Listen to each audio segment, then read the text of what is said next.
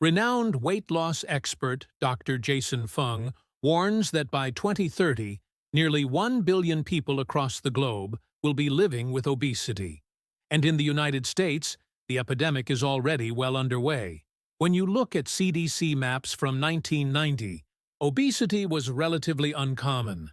The states with the highest rates showed only about 10 to 14% obesity. Fast forward to 2019, and that blue zone is gone. Not a single state remains in the lowest category.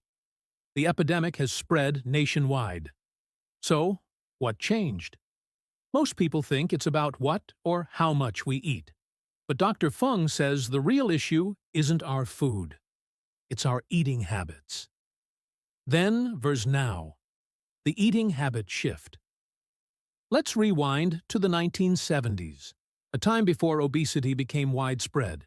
Back then, almost everyone ate just 3 times a day: breakfast, lunch, and dinner. No mid-morning snacks, no bedtime treats, no constant grazing. When mealtime ended, eating stopped. But by the 2000s, surveys show that Americans were eating 5 to 6 times a day, roughly double the frequency. Now, it's breakfast, snack, lunch, snack, dinner, and snack again. That means our bodies rarely get a break from digestion. The minutes between meals have steadily shrunk. And this shift, not a lack of willpower, has quietly fueled the obesity crisis. The habit loop that keeps you stuck weight gain isn't just about food. It's also about psychology. Every eating pattern follows a habit loop.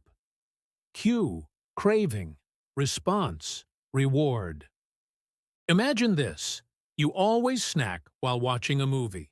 The movie is your cue. Your brain anticipates the snack. That's the craving. You grab popcorn, the response. You enjoy the comfort. That's the reward. But the loop doesn't end there. Each time you repeat it, your body releases insulin, stores more fat, and strengthens that habit. Soon, you're eating not because you're hungry, but because your brain expects it. That is how harmless routines, like movie popcorn or office cookies, quietly train your body to gain weight. How to break the cycle? Most people try to fight the craving with willpower. You see the cookies? You resist. You want ice cream? You say no. It works. For a while. But it's exhausting, and usually temporary. Dr. Fung suggests a better approach. Don't fight the craving. Remove the cue. If your cue is watching TV, stop eating while watching. If it's road trips, avoid packing snacks, just in case. If it's the office, skip the candy bowl and stop bringing treats to meetings. Because once you eliminate the cue, the entire loop collapses. No craving, no struggle, no relapse. The key isn't more willpower, it's smarter habit design. No food at meetings, no eating at your desk, no candy bowls in the office. These aren't just rules, they're strategies.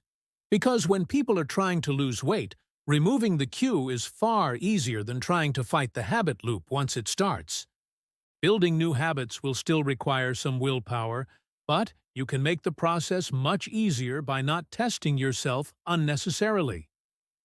Replace old patterns with new ones. When you're watching a movie, for instance, don't reach for snacks. Pick up a hobby.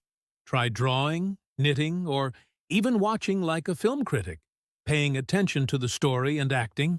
The idea is simple. Distract yourself and delay that automatic urge to eat. Structure your day with purpose. A well-planned schedule leaves less room for random snacking. Avoid temptation altogether. Out of sight, out of mind. And remember, it's easier to stick to new habits when you're not doing it alone.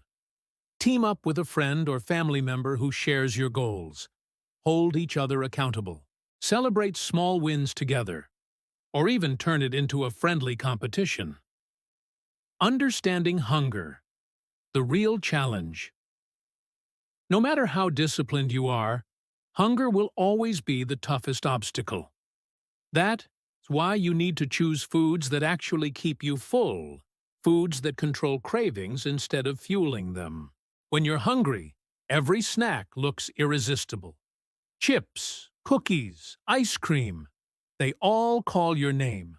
But when you've eaten enough real food, those temptations lose their power. On non-fasting days, make sure you're eating enough meat, eggs, and vegetables.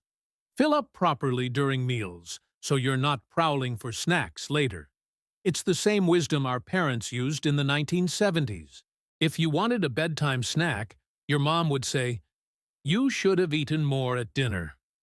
She was right. When you're full, junk food suddenly doesn't seem so appealing. Think about the last time you left a buffet. Were you craving chips afterward? Of course not. That simple principle helped people in the past stay lean effortlessly, without calorie counting or constant guilt. What to eat? A practical guide.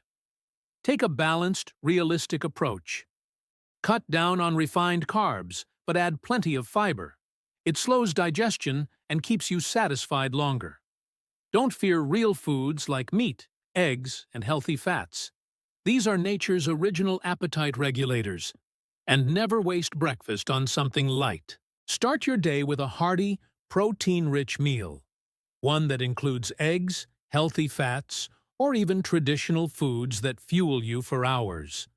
Skip the salad in the morning. It won't last. Dinner should serve a purpose, too. Prepare your body for the overnight fast. Once you build consistent eating habits around real food, your body naturally shifts into fat-burning mode. No gimmicks, no crash diets, no endless calorie tracking. Just biology working the way it was designed to for thousands of years.